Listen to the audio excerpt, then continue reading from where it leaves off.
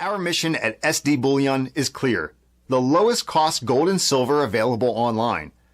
While we do not have pretty blue boxes, free shipping on every order, or glamorous gold and silver infomercials, SD Bullion has the lowest prices that may save you hundreds on your next order. So before you make your next investment, do the math and join the over 40,000 new customers who have recently made the switch to SD Bullion. Why pay more? Hey everyone, I just created a new website, financeinliberty.com.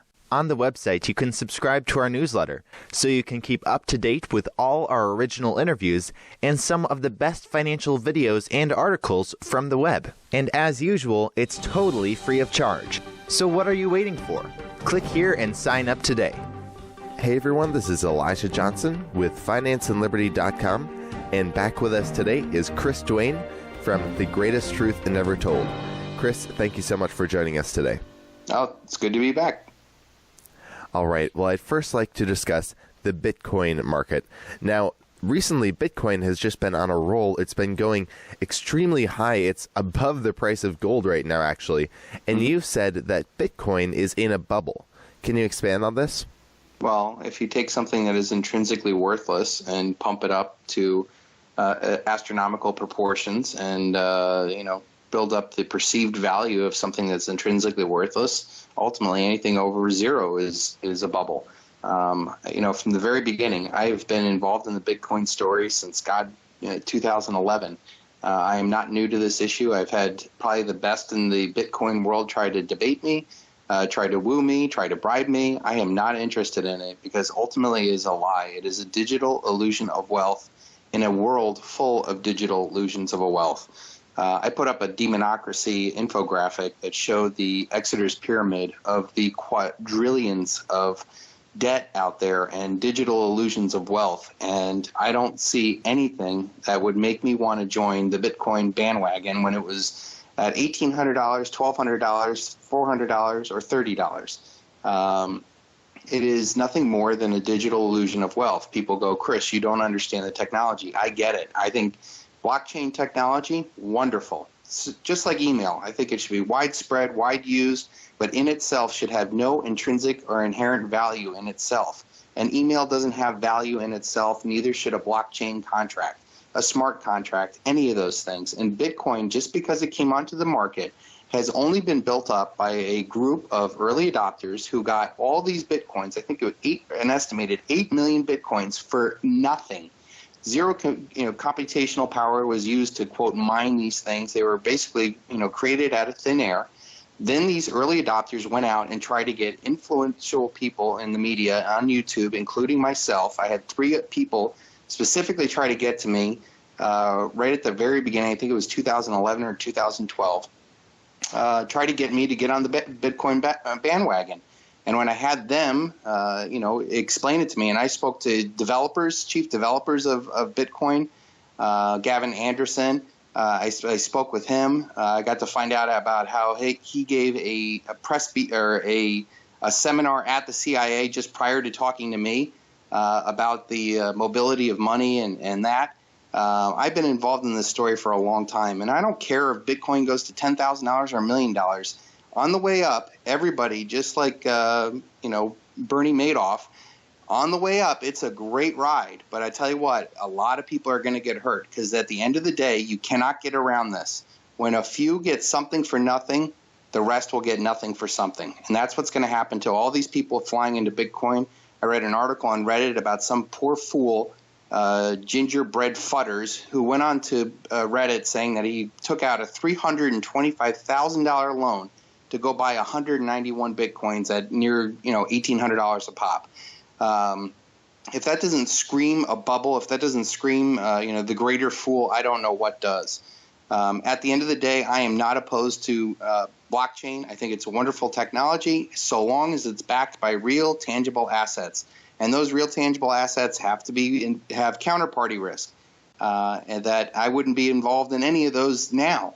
But there's nothing wrong with the technology. I think Bitcoin is nothing more than a Ponzi scheme. It's been built up with all these fanboys and Kool-Aid drinkers who think it's the greatest thing since sliced bread. And ultimately, at the end of the day, has zero intrinsic value, and I'm not interested. Now, something that does have intrinsic value that you've also been reporting on is silver. So did you want to give us an update on the recent price action in the silver market and where you see it heading in the near future? Yeah, I've done actually a couple of videos talking about how there was a record amount of paper short interest in the market, unlike anything I've ever seen over the past 12 years 12 years that I've been invested in. Even on the charts, I couldn't find another time period where there had so much paper short interest. And unlike stock markets where there's a quantifiable amount of stock per company, these bankers can put unlimited amount of paper shorts into the market, and each contract is 5,000 ounces. And I think they were up to somewhere like 700 million ounces short in the market. And I think the total amount of contracts were 1.3 billion or something absolutely astronomical, considering that the entire global production of silver is only like 850,000 ounces, 850 million ounces a year. So they were essentially short almost a full year's worth of physical silver that comes out of the ground. And I said, this is not going to end well. And, in a stock market, you would say, oh, if there's that short, then there'd be a short cover and it was going to rocket the stock higher. But that's not the way it works in the paper silver markets. They essentially, what they do is they load up on shorts, and then eventually they blow out the bottom of the paper price, and then they cash out when the paper price collapses and make billions of dollars out of nothing. And the benefit for us is that, we get to buy, physical silver at a lower price. But for those that are kind of all in and waiting for the come to Jesus moment where silver, becomes worth, so much more, it's painful. And it definitely hurts a lot of investor sentiment out there. I've been involved so long that I've kind of, akitoed this, where it's like when the paper price of silver goes down, I'm celebrating because I get to go buy more physical silver with less dollars. And I measure my wealth in ounces and not dollars. So the more ounces I can accumulate, the better off I am. But I even did two videos basically calling for that. One where it was, I think, last July, and then it progressively got worse until this past April. And then we have since seen silver slammed, almost $2. And then I think last week I did a video called, is the worst over in silver, basically trying to, bottom tick the bottom of that. And it's been up a little bit since then. Am I super bullish on silver, meaning the dollar price of silver is going to go up? Not really. I think we're going to trade probably sideways throughout the summer. And if we do see any, movement, it's probably going to come late summer, meaning at least a month or two before this comes out, simply because seasonality, it's very weak during the summertime. But we could have political tensions like what's going on with Trump and Korea and, any of these other flashpoints that are going on in the world. And it won't take long for silver to, become unstoppable. And the reason for that is because silver is just so freaking small of a market. It's, a $16 billion, market cap. I mean, Snapchat's worth twice as much as that. The Bitcoin market's worth twice as much as that. The gold market is $2.4 trillion. If people ever got around to really investing in silver again, any significant amount of money flowing into the sector is just going to explode it. And that's why this demonocracy video that I did that showed the Exeter's pyramid of all the assets out there, the quadrillions of derivatives, the hundreds of trillions worth of real estate and business assets, and hundreds of trillions of dollars of bonds, government bonds, local bonds, corporate bonds, hundreds of trillions of dollars worth of stocks, all over the world, and the cash, and then even the gold. And you look at the very bottom of it, and it's just this little teeny, totally microscopic market called silver. And yet it's vital. It's it's the most vital asset, I think, going forward in any technological innovation in humanity. It's the second most versatile asset in the world next to oil, and we're coming to the end of the petro age. This is not something where we're going to have oil forever, and that the oil economy is going to expand the way it is. All future technology is going to be, revolving around silver. It's got medicinal uses. It cures cancer and kills viruses. It's got technological uses. All the solar power uses it. It's used in such small quantities that it's thrown away. That more than half of the silver that's ever been mined has been disposed of and will never be reclaimed. While gold, every ounce of it has been treasured throughout all of history, to the point where there is 6 times more physical gold above ground than there is silver, and yet the price of silver to gold is 1 to 70. It's a huge discrepancy. So I do think that once this does happen, it will be the single largest transfer of wealth, in general, from intangible debt-based fiat global generational debt-based assets. And I'm talking everything from these derivatives to stocks to bonds to real estate to business prices to to all this stuff, all this things that are built on debt into real things. Yes, I think gold will do well. Silver will do far better than gold. But anything, food will be worth more. I think productive people are going to, your community is going to be worth more. Life is going to be a lot more local, and it's going to be a huge change in value system that I don't think humanity's ready for.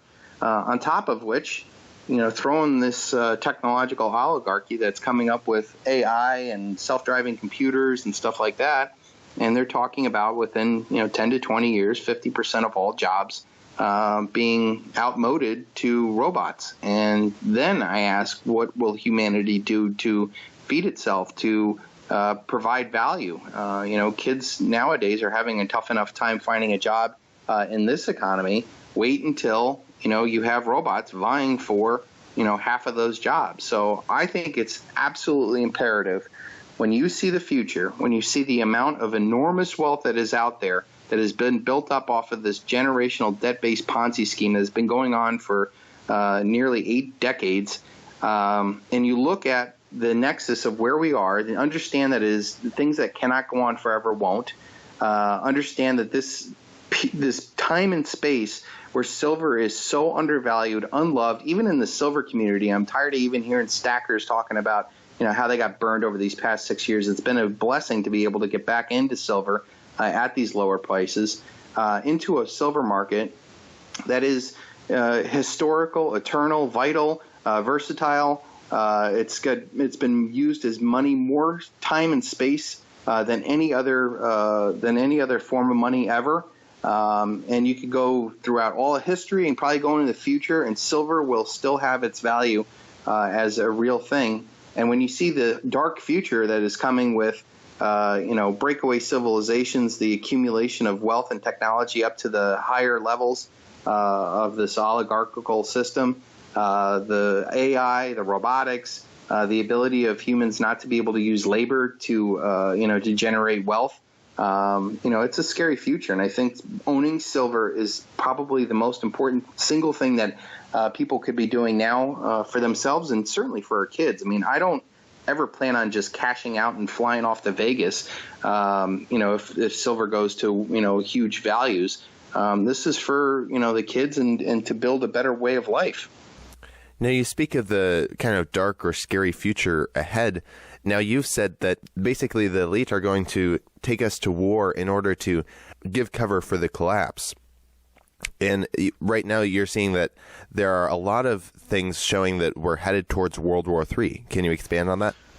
I did a video, Elijah, it's probably 2012, called The Three Coming False Flags. And in that video, it's probably my second most popular video next to Delete Facebook. But in that video, I laid out the idea that we the global, banking elite, whatever you want to call it, has built up a monetary system that has been built off of debt, that has been, essentially a Ponzi scheme where they, have created, all this unlimited amount of debt. And the only way they've been able to sustain it now is at, 0% interest. But at some point, the debt becomes so large where you can't even handle, quarter point, raises like what we're seeing now without having, huge ramifications onto the market. The end game, as with all currencies, is that there will be a collapse. That they have, they have to blame it on somebody other than themselves. You're never going to get a Janet Yellen, Greenspan, or Bernanke going, oh my God, we built up all this debt. Our money is debt. We bought all the companies and governments, and we've had all these wars, and we just can't sustain it anymore by sucking in, more labor and assets from all these other countries. It's going to collapse. So what all these leaders historically do is they find an external source and blame them. You look at the threats to the system is this unsustainable debt. These rising powers around the world, and more or less the truth movement, people waking up with the internet, realizing that they're not going to get played anymore. And in the 3 coming false flags, I laid out a scenario that said that, I don't know when, but when it does happen, where the system is no longer sustainable, they will pull the plug, and they could easily blame Iran, China, Russia, whoever, some boogeyman that's not in the United States, as a bad guy for causing this. And it could be a military, false flag, like, the Gulf of Tonkin or 9/11, or, sinking of a carrier or a battleship, or, blowing up some, whatever. You could blame North Korea and some nuke. They could, have a false flag nuke attack in the United States and blame North Korea. But what that would do is, if there's an attack like that, that would give a cover for that this unsustainable system was brought to an end by this war. And, God, what better way of getting Americans, pissed off and ready for war is, destroy their 401ks, their stock markets, their economy, their jobs, make them upset, and go off and go kill basically innocent people out there. And yet the bankers get to wring their hands and get bailouts and get to start the system all over again. And that's what they need. They need a complete global reset. And I believe that when they do it, it is going to be a global, crypto mark of the beast type currency that, Bitcoin is basically kind of a test tube baby for. They don't want, these globalist bankers do not want national currencies. They don't want Congresses and stuff. They like what they're getting with the EU, with this kind of bureaucratic overlords that have no accountability to them. And they would like to do that. So, would it be feasible for, if they have an unsustainable stock market and all this debt, to blame China, Russia, Iran, North Korea, anybody else except for the 80 years of banking and political power and Americans buying into this unsustainable, Ponzi scheme system? Yes. When you also have a war, that's a good way of clearing, the military challenges, the economic challenges. China is this rising power. If you have a financial collapse, you give cover to an unsustainable financial collapse, but you also give cover, like in World War II, where we basically bombed the hell out of all of our economic competitors out there. And we had, the intact manufacturing base, and was basically set up for the next 80 years. Is it possible that they're going to want to do that? Sure. And then the third challenge that they have is the truth movement. You look at what's going on in YouTube, and it's scary. This adpocalypse that they're doing. I mean, the revenue for anybody's talking any truth out there has been cut by 90% at least. I know, at least for me, I was listening to Sean from SGT Report talking about that. Luke Rudowski, they're all down 90% simply because the information that we're covering doesn't benefit the corporate interests out there, and they want to disincentivize it. But the next step for them would simply be to shut channels down like mine and yours, and anybody else is doing that, or worse. There's, you look at what the guy in Turkey is doing. He arrests bloggers and gives them prison sentences and whipping and stuff like that. I mean, I don't know if it's going to come to that, but those are the three things that they need to cover. They need to cover the financial challenges, the intellectual challenge with the truth movement, and economic challengers to the Anglo-American empire. All right. Well, Chris Duane, thank you so much for joining us today. Before we let you go, did you want to share with the viewers any last thoughts you had and where they can find you online? Yeah, you can go to silvershieldexchange.com. There I post my YouTube videos from The Greatest Truth Never Told. And I also been promoting my mini mintage. I do unique silver rounds every week that come out with 1 ounce BU design, priced anywhere from $2 over spot to $3 over spot, depending on the amount of volume that you order. And Elijah, these are only made for a week. They're priced the same, if not cheaper, than all these government mints out there. Why people buy silver with Queen Elizabeth on it, I don't know. Why people buy silver from the Treasury, I don't know. They were supposed to be kind of anti-establishment, and yet everybody goes run to the government mints to do that. But I offer privately minted designs that are only available for a week, priced competitively to all these government mints that come with a COA. Certificate of authenticity that none of them do, and they've been absolutely killing it on eBay. They retail for anywhere from $18, $20 depending on the spot price, and then on eBay within a week or two they're doing $30, $35 simply because they're very limited runs.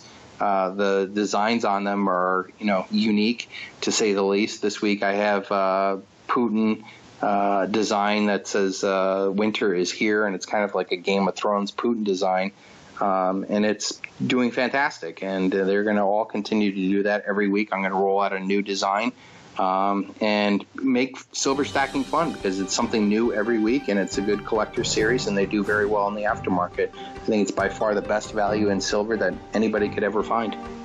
All right, once again, Chris Duane, thank you so much for your time. All right, thank you, Elijah. This video was brought to you in part by ReluctantPreppers.com, helping you be aware and prepared. Click here to watch one of Reluctant Prepper's latest interviews.